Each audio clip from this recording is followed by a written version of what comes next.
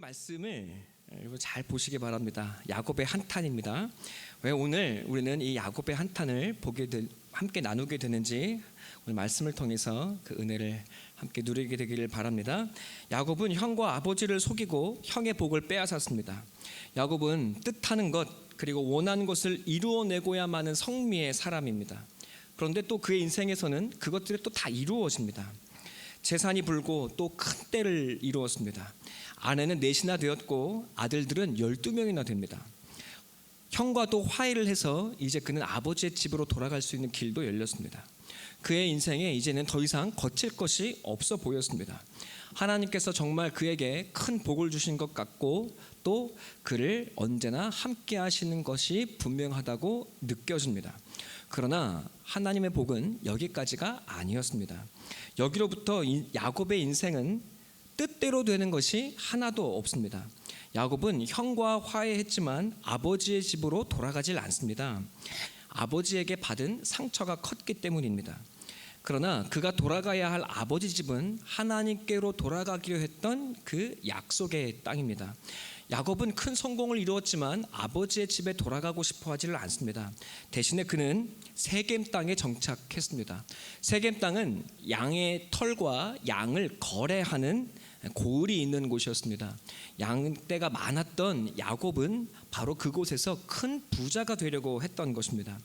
그런데 그곳에서 야곱의 딸이 그만 겁탈을 당합니다. 야곱의 아들 시몬과 레이는 그것을 복수하겠다고 세겜족 사람들을 다 죽여버립니다. 도륙해내서 더 이상 그곳 사람들과 함께 살아갈 수 없는 지경이 되어버립니다. 그래서 야곱은 자기가 살던 그 세겜 땅에서 도망을 칩니다. 야밤도주를 한 겁니다. 돌아오는 길에 그 아버지 집으로 향하는 길에서는 어머니를 대신했던 유모가 죽습니다. 또 이어서 그 길에서 자신의 가장 사랑했던 아내 라헬이 죽습니다. 라헬은 베냐민을 낳다가 죽었습니다. 야곱은 엄마 없이 자라야 하는 이 요셉과 베냐민을 더 아프게 또 값지게 사랑했습니다. 엄마가 없으니 더 마음 담아서 돌보고 사랑해 주길 원했을 겁니다. 그래서 야곱은 요셉에게 색동옷을 입히고 항상 좋은 대접을 해 주었습니다. 그런데 야곱의 다른 아들들이 이것을 보고 죽이고 싶어 할 만큼 질투하고 시기합니다. 어머니가 당했던 그 아버지의 차별적인 사랑이 곧이어 자기들에게 이어지는 그것을 이 야곱의 아들들은 도무지 견딜 수가 없었던 겁니다. 그래서 야곱의 아들들은 요셉을 죽이려고 했으나 차마 죽이지는 못하고 요셉을 돈 받고 종으로 팔아버렸습니다. 그리고는 아버지 야곱에게 요셉이 죽었노라고 거짓을 둘러댔습니다. 야곱의 인생은 이제 사는 것이 아니었을 겁니다. 게다가 가뭄이 찾아옵니다. 굶어 죽을 위기에 처합니다. 자식의 형제들이 요셉의 아들들이 애굽 땅에 가서 양식을 구해 왔는데 이번에는 시므온을 빼앗겼습니다. 시므온은 가장 난폭한 형제였지만 그럼에도 불구하고 야곱의 아들입니다. 야곱은 가슴이 아픕니다. 그런데 가뭄이 끝나지를 않습니다. 또다시 아들들은 양식을 얻기 위해 애굽 땅에 가야 한다고 말합니다. 그러나 그 애굽 땅에서 양식을 얻어오기 위해서는 야곱의 남은 아들 베냐민을 데리고 가야 한다고 아버지를 설득합니다. 가게 되면 요셉은 그 아들을 빼앗길 위험에 놓이게 됩니다. 여러분, 그래서 야곱은 요셉을 잃은 아픔에 더하여 베냐민마저 잃을 수 없기 때문에 고통스러워하고 있는 것입니다. 바로 오늘 우리가 함께 본 창세기 42장 36절의 말씀은 이 야곱의 한탄입니다. 날이 갈수록 야곱의 인생이 사납습니다. 그의 뜻대로 되는 것이 하나도 없습니다. 너무나 가혹합니다. 여러분, 그의 말년은 너무나 가혹하기 그지 없습니다. 아내 죽고 아들 죽고 아들이 죽음의 위협 속에 처하고 또 이제는 온 가족이 어려움으로 아사의 위험에 몰려 있는 것입니다. 이제 살기 위해서는 가장 사랑하는 남은 아들마저도 담보로 내어주어야 하는 상황이 되었습니다. 차라리 죽었다면, 좋았을 때 빨리 죽었다면 보지 않았어야 할 인생의 고통들이 야곱에게 몰려오고 있는 겁니다. 그는 이 살아있기에 끊임없이 몰려오는 고통들을 마주해야 합니다. 인생은 잘되고 복받고 즐거운 것으로만 그치지가 않습니다.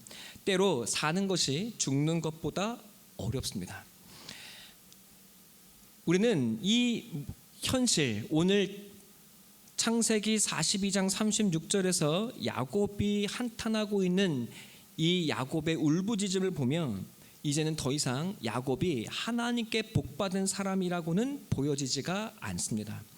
하나님께서 함께 하신다고 약속하셨는데 정말 하나님이 함께 하신다면 이런 일이 일어날 수가 없습니다. 야곱의 모습을 통해서 우리는 우리의 신앙을 되돌아볼 수밖에 없습니다. 그래야 합니다. 우리는 그저 하나님의 복을 잘 되는 것, 내 뜻대로 되게 해주시는 것이라고 생각합니다. 하나님을 믿고 복받아서 역경을 이겨내고 하나님께 영광 돌릴 만큼 사람들이 부러워할 만한 그런 복을 얻고 잘 되는 것, 이것이 우리의 바램이고 믿음의 결국이어야 한다고 생각합니다. 야곱의 초반부는 그렇게 흘러갔습니다. 그는 꽤 자수성가했고 그의 인생은 그의 뜻대로 흘러가는 것 같습니다. 그러나 이것이 하나님의 복이라면 야곱의 이 마지막 인생의 길을 도무지 설명할 수가 없습니다. 하나님은 거기에서 그저 야곱이 만족스럽고 꽤 자수성가한 정도에서 그를 내버려 두지 않겠다고 하고 계시는 것입니다. 하나님은 어느 순간 그의 인생이 그의 뜻대로 흘러가게 하시지 않습니다. 야곱을 꿀리는 하나님의 방법, 야곱을 굴복시키는 그 하나님보다 앞서 달려가는 야곱을 잡아당기시는 하나님의 방법은 그의 아들들을 사용하시는 것이었습니다. 욕심 많은 야곱, 질주하는 야곱, 거침없는 야곱이 그의 아들들로 말미암아 고난을 당합니다. 젊은 날에 야곱이 그랬던 것처럼 그의 아들들도 거침없이 행동합니다. 시몬과 레위는 이웃을 죽이는데 거침이 없고 유다는 집을 나가버리고 그리고 자신의 쾌락을 쫓습니다. 그 자기의 아들들이 서로를 죽이는 거침없는 그의 행동들로 인해 아버지 야곱은 자신과 똑같은 모습을 하고 있는 그 아들들 때문에 부서지고 깨어지기 시작합니다. 이제 거침없이 질주하는 그 아들들의 행동에 야곱이 할 수 있는 것이 아무것도 없습니다. 하나님은 그와 똑같은 자식들을 통해서 야곱을 다루고 계시는 것입니다. 오늘 그가 보이는 반응이 무엇입니까? 그 거침없이 행동하는 아들들, 내 뜻대로 되지 않는 아들들을 원망하고 탓한 것뿐입니다. 도무지 제어할 수 없고 도무지 다스려지지 않는 이 아이들 때문에 야곱은 고통스럽고 이 고난 앞에서 이 아들들을 원망하는 것 외에 자기가 할 수 있는 아무것도 없습니다. 그러나 야곱이 모르겠습니까? 내 자식입니다. 자식들 원망해봐야 무슨 소용이 있겠습니까? 어른답지 못한 것입니다. 네, 야곱은 못났습니다. 이제 그 고난 앞에서 몰아치는 그 가혹한 인생 앞에서 야곱은 자기의 못남을 있는 모습 그대로 드러내고 있는 겁니다. 여러분, 우리는 이 야곱의 모습에서 우리 자신을 봅니다. 이것이 하나님의 일이라고는 그 누구도 상상할 수가 없습니다. 여러분, 이것이 하나님의 인도하심이라고 우리는 믿고 싶지도 않습니다. 그는 원망과 한탄밖에는 지금 이 순간에 다른 어떤 것도 할 수 없다는 사실을 우리에게 보여주고 있는 것입니다. 우리의 인생도 그렇습니다. 원망과 한탄 외에 아무것도 할 수 없는 때가 찾아옵니다. 여러분, 우리는 그저 슬퍼합니다. 인생의 고통에 무력합니다. 야곱은 그래서 이 고통과 슬픔에 지쳐 있습니다. 43장 14절 함께 볼까요? 다 함께 한번 읽어보겠습니다. 시작. 하나님께서 그 사람 앞에서 너희에게 은혜를 베푸사 그 사람으로 너희 다른 형제와 베냐민을 돌려보내게 하시기를 원하노라. 내가 자식을 잃게 되면 이르리로다. 아멘. 여러분, 이제 야곱은 살기 위해서 그 붙잡고 있던 아들마저도 잃는 그 위기에 정말로 그 아들을 떠나보내야 하는 절망의 상황에 놓여 있게 됩니다. 야곱은 이제 이 고통과 이 아픔을 받아들이고 있는 겁니다. 그저 자신만이 아닌 온 가족이 살아야 하기에 그는 자신의 행복을 위해서가 아니라 온 가족을 살리기 위해 베냐민을 내어주고 있는 것입니다. 사랑하는 성도 여러분, 이제 야곱은 그저 하나님이 인도하시는 대로 맡길 수밖에 없는 지경에 이르게 된 겁니다. 아들들을 한탄하고 원망하던 그 야곱은 이제 절망의 끝에서 하나님만을 바라보는 것 외에 더 이상 아무것도 할 수 없는 자리에 이르게 됩니다. 그는 상황에 몰린 것 같습니다. 더 이상 아무것도 할 수 있는 것이 없습니다. 그가 할 수 있는 일이라고는 그저 하나님께 맡기는 것뿐이고 하나님께서 이 아들들을 돌아오게 하시기를 기도할 뿐입니다. 이제 야곱은 하나님만을 바라고 기대한 것 외에 아무것도 할 수 있는 것이 없습니다. 그의 계획이 꺾였습니다. 그의 뜻이 꺾이고 그의 의지가 꺾이고 그의 뜻이 꺾였습니다. 그의 모든 방법이 다 무너져 내렸습니다.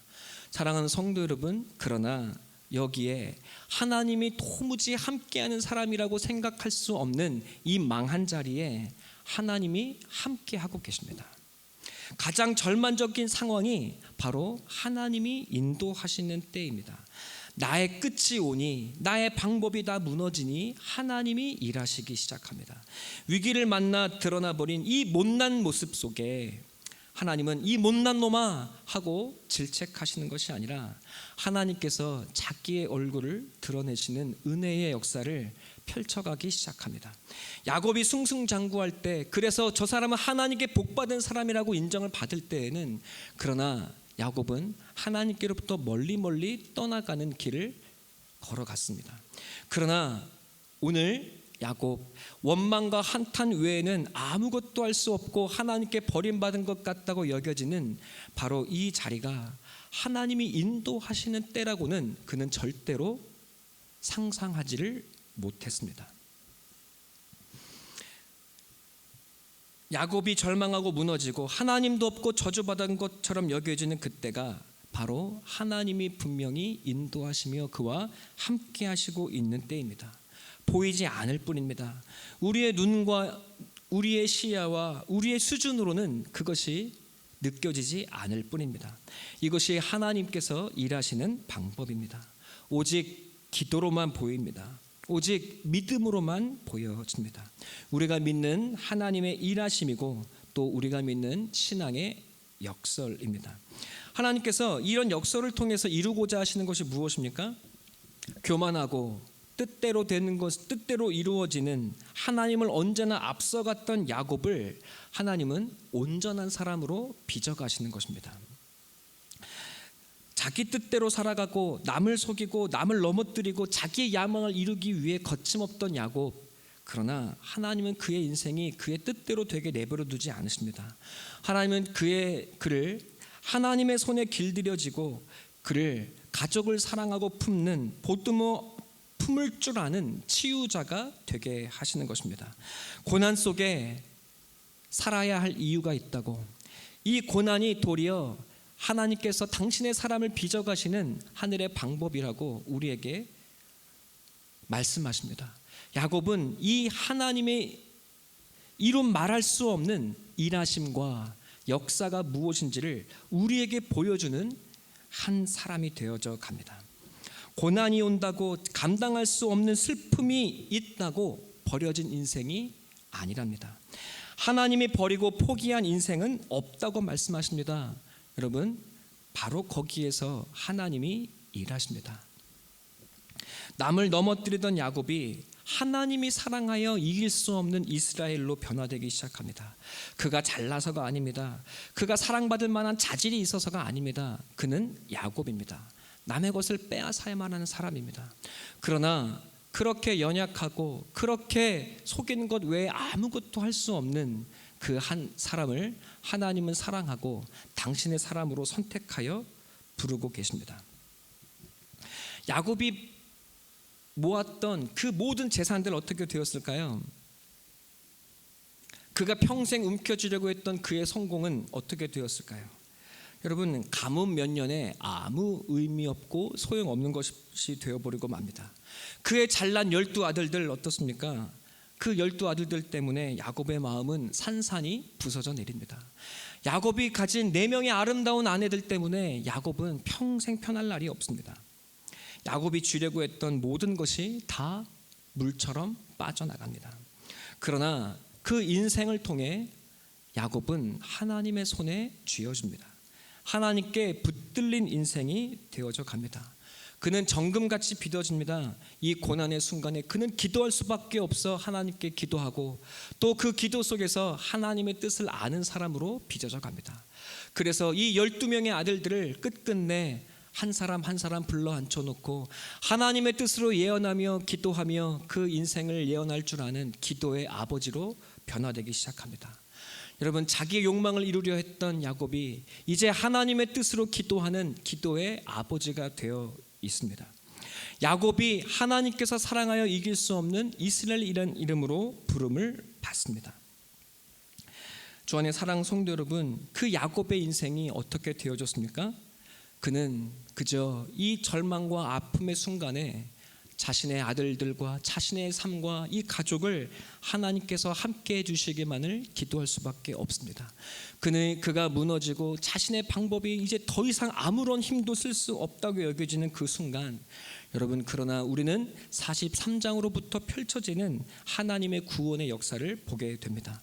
그의 온 가족의 구원을 받습니다. 루벤이 아버지를 위하기 시작하고 시므온이 참회합니다. 유다가 온 가족을 위해 자신의 삶을 희생하기 시작하고 요셉은 총리가 되어 그 온 형들을 용서하고 품어 안기 시작합니다. 야곱이 망한 것이 아니라 도리어 이 세상의 축복의 통로가 되어집니다. 야곱이 그 쫓겨난 땅에서 도리어 그 애굽 땅에서 왕같이 그리고 높은 귀족같이 높임과 존경을 받습니다.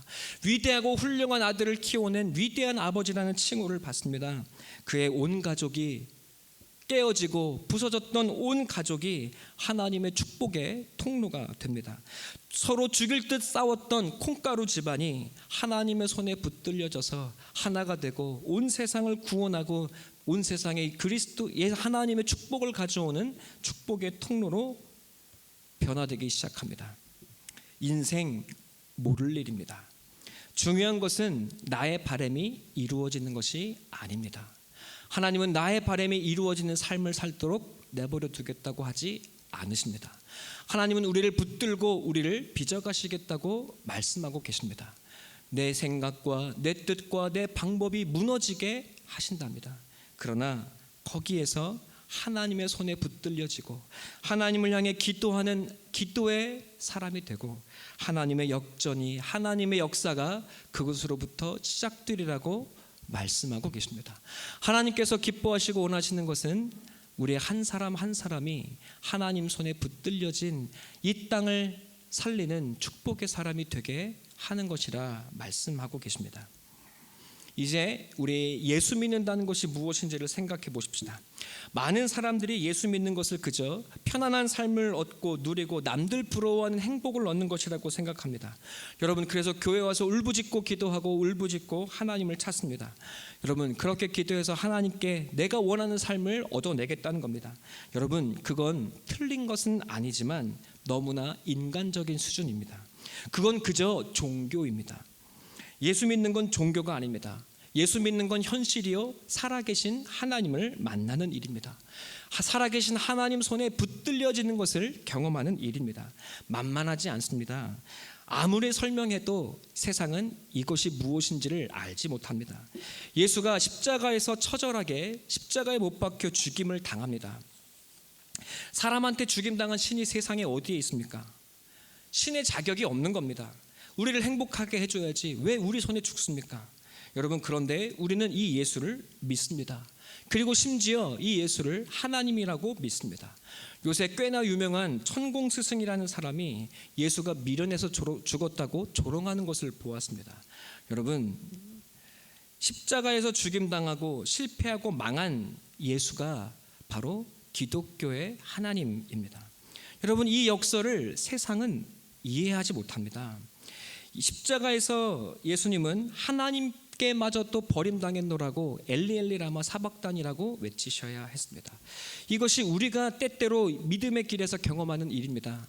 하나님은, 내가 하나님을 믿는데, 하나님은 나를 사랑하신다는데 왜 내 인생은 이토록 눈물이 있고 고난이 있는가? 사랑하는 성도 여러분, 그러나 성경 말씀을 꼭 기억하셔야 합니다.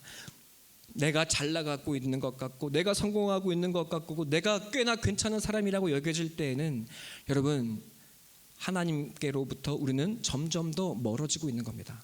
그러나 하나님께로 버림받은 것 같고, 절망의 순간이 찾아오고, 하나님께 저주받은 것 같은 이 어둠의 고난 현실에 있을 때 가장 분명한 것이 있습니다. 바로 그곳에 하나님이 함께 하신다는 사실입니다. 예수께서 십자가에서 엘리 라마 사박단이 나를 버리셨냐고 외치는 그 순간이 사실은 우리가 하나님을 예배하게 되는, 인류가 하나님을 예배하는 참된 예배가 일어나는 자리요, 모든 인류가 구원을 받게 되는 놀라운 역사의 자리요, 하나님께서 우리를 위한 구원의 놀라운 일을 펼치시는 생명의 역사의 자리, 부활의 자리가 되리라고 아무도 생각하지 못했습니다. 사랑하는 성도 여러분, 그저 종교를 갖고 잘 되기를 바라는 것은 종교입니다. 그러나 역설은 고난 가운데 살아계신 하나님께 붙들려 내가 상상할 수 없고 이룰 수 없는 하나님의 놀라운 은혜가 우리의 삶에 어떻게 펼쳐져 가는지, 그 손에 붙들려진 인생을 살아내 가는 겁니다. 예수님께서 자기 십자가를 지고 나를 따라오라고 하셨습니다. 여러분, 자기 십자가를 지고 따라오라는 말이 무엇입니까? 다른 이들은 알 수 없는 나만의 십자가가 있다는 겁니다. 그 나만의 십자가가 무엇입니까? 여러분의 아들일 수 있고, 여러분의 딸일 수 있고, 여러분의 남편일 수 있고, 가족일 수도 있고, 교회일 수도 있습니다. 각자가 갖고 있는 십자가가 있습니다. 여러분, 그 십자가가 나를 죽이는 것 같고 나를 고통과 고난에 몰아넣는 것 같습니다. 여러분, 그러나 우리는 그곳에서 나를 붙들어 가시는 하나님의 은혜를 경험하게 될 줄 믿습니다. 나를 버리신 것이냐는 우리 인생의 울부짖음이 엘리 라마 사박단이 외쳤던 그 주님의 마음을 깨달아가는 길이 되게 하실 줄로 믿습니다. 여러분, 그러나 십자가의 길이 부활이 되고 역전이 되고 이 세상이 알 수 없는 승리가 되게 하신 것처럼 하나님은 여러분의 그 십자가를 통해 도리어 영광과 생명과 승리가 되게 하실 줄로 믿습니다. 도망갔던 12명의 제자들이, 십자가에서 도망갔던 12명의 제자들이 주님께 돌아옵니다. 예수를 죽였던 로마가 예수를 믿는 국가로 변화가 되기 시작합니다. 이 세상의 모든 것이, 이제 이 세상의 가장 큰 종교가 기독교가 되었습니다. 여러분은 이 예수를 믿는 하나님의 놀라운 신비에 붙들려진 채 이곳에 끌려오신 줄로 믿습니다. 사랑하는 성도 여러분, 하나님의 손 안에서 그 어떠한 것도 우연이 없습니다. 당당 달달 앙상블 여러분도 우연이 아니라, 내가 오고 싶어서 온 것이 아니라 하나님께서 부르신 줄로 믿습니다. 여러분의 인생의 아픔과 눈물이 하나도 버려질 것이 없다고 말씀하십니다. 그것이 하나님께서 여러분을 향한 역사가 되고 승리가 되게 하시리라 말씀하십니다. 예수 믿는 것은 내 뜻대로 되어지는 인생을 살아가는 것이 아닙니다. 하나님의 손에 붙들려져 가고 빚어지는 것인 줄로 믿습니다. 여러분의 십자가가, 여러분의 그 눈물이 하나님의 승리가 되고 영광이 되게 하실 줄로 믿습니다. 여러분, 그래서 여러분의 인생의 결국에 내 살아온 모든 순간이 은혜였노라고 고백하게 될 줄 믿습니다. 여러분의 인생이 고난에 감추어진 축제인 줄로 믿습니다. 사랑의 축제임을 믿음으로 누리시고 살아내시는 여러분 되시기를 간절히 축원합니다. 함께 기도하겠습니다. 하나님, 감사합니다. 오늘 야곱의 한탄을 통해, 그리고 야곱의 원망을 통해 우리의 삶의 모습을 보게 하시니 감사합니다. 그러나 하나님, 야곱의 한탄과 원망이 그것에 그치는 것이 아니라 하나님의 승리가 되게 하신 것처럼 하나님의 살아계심의 역사가 되게 하신 것처럼 하나님 그것으로 말미암아 야곱이 드디어 참된 이스라엘이 되고 하나님 손에 붙들려진 기도의 아버지가 된 것처럼, 그리고 그 가족이 깨어진 가정이 아니라 온전하게 세워진 구원과 축복의 통로가 되어지는 것처럼 하나님의 역사와 하나님의 은혜와 하나님의 일하심에 붙들린 예수 믿는 우리의 삶이 무엇인지 깨달아 하나님 우리의 삶을 축제로 빚어가는 사랑 성도 다 될 수 있도록 축복하여 주시옵소서. 감사하며 우리 예수님의 이름으로 기도합니다. 아멘.